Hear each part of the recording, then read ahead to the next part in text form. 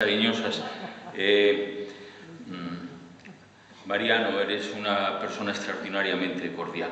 Queridos amigos, yo voy a ser lo más breve posible. La poesía es un discurso republicano en el que todas sus partes, queridos amigos, son ciudadanos libres y que tienen la obligación de ejercer el derecho a estar en desacuerdo entre sí.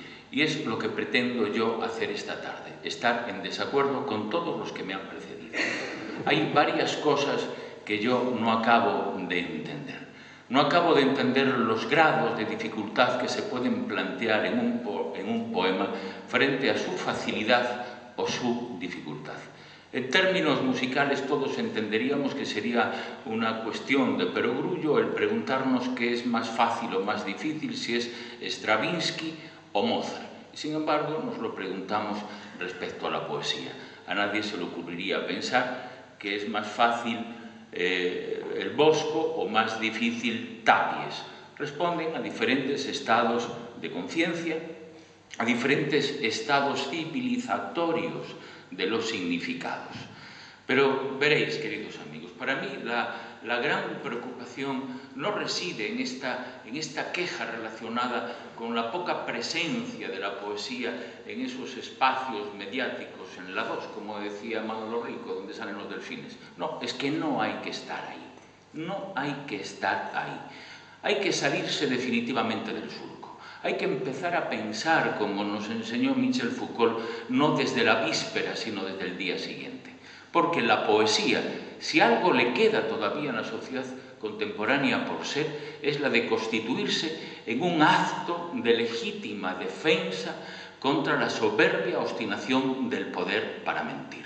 Y los medios, el discurso del poder, está hecho esencialmente para una cosa, para mentir. Y entonces la poesía no puede entrar, y no entra afortunadamente, en los discursos de orden. Porque la poesía, si algo es desobediencia a la preceptiva. No podemos estar reclamando un lugar donde no queremos estar y que además pretendemos dinamitar y destruir.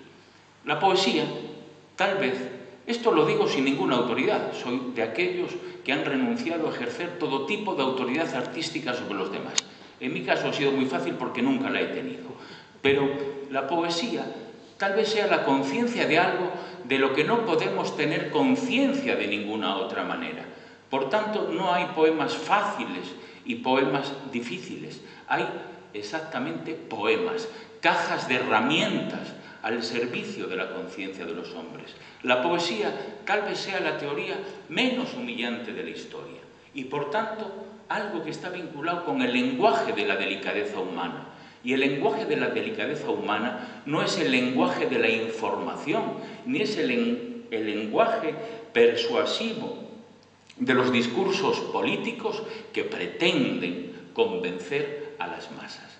La poesía trabaja en una zona radicalmente distinta. Decía Shelley, el poeta, que los poetas éramos los legisladores del universo. Hoy, queridos amigos, ya sabemos que eso no es así. Los legisladores del universo son los grandes sátrapas, los mercaderes del dolor humano, aquellos que han hecho del negocio de la colección de escamas litográficas, como llamaba Baudelaire al dinero, el único objetivo de su actividad social.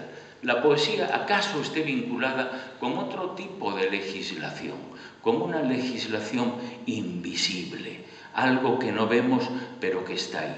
Veréis, queridos amigos, es posible que lo que yo diga sea una ingenuidad, pero yo estoy profundamente convencido que las historias de amor entre adolescentes hoy no terminan mal, entre adolescentes de diferentes clases sociales, porque existió hace más de 500 años un hombre que se llamaba William Shakespeare, que escribió el Romeo y Julieta.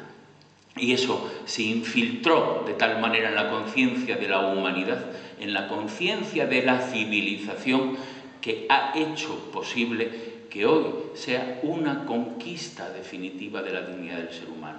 Y estoy convencido de que en mi país, en este país, los muchachos se pueden abrazar con los muchachos y las muchachas besar con las muchachas en público, porque ha existido un hombre que se llamaba Oscar Wilde, que escribió el De Profundis en la prisión de Reading. Creo que la tarea de la poesía es una tarea relacionada con lo invisible, no con la presencia. Y que la primera obligación, además de un poeta, es la de borrarse. Y la de borrarse de esos espacios de comunicación donde la indiferenciación hace que sea lo mismo un par de botas usadas que un Shakespeare. No hay que ser cómplices en ese orden del discurso. Hay que alterar radicalmente y generar el desorden del discurso. ¿Y hacerlo para qué? Pues hacerlo para muchas cosas.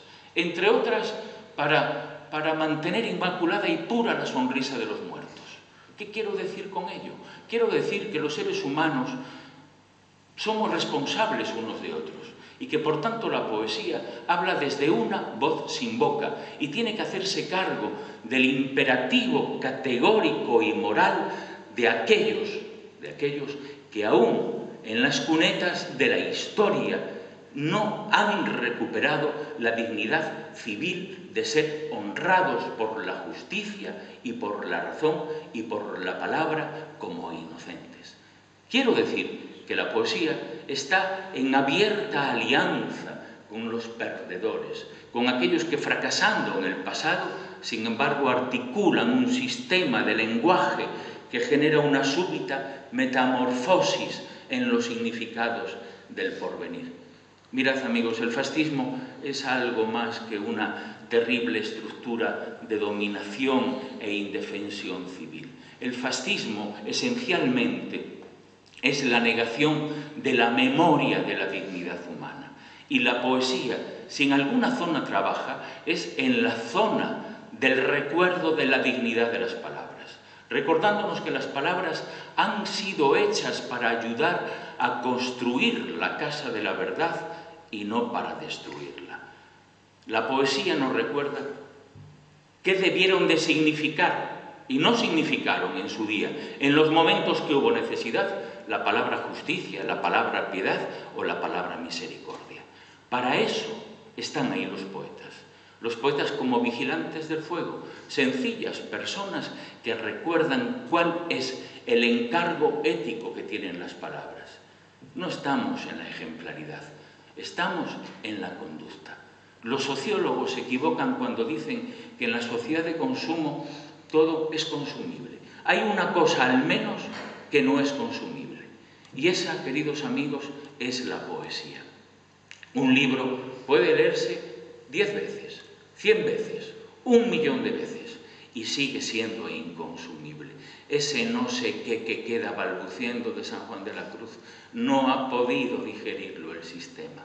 Sigue ahí, sigue estando en alianza con todos aquellos que se han tenido que tragar los papelitos de la razón frente al autoritarismo. Ahí siguen, se pueden leer 1, 100, 1000 veces los poemas de Miguel Hernández, son inconsumibles por el sistema. Se podrá consumir el libro, se podrá consumir la edición, pero no se consumirá jamás el encargo que nadie nos ha hecho, pero que estamos dispuestos a cumplir hasta el último día de nuestra vida.